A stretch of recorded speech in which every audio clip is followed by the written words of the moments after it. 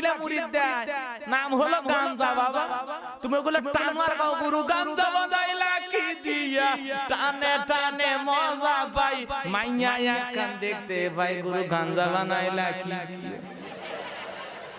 এরকম আছে না নাই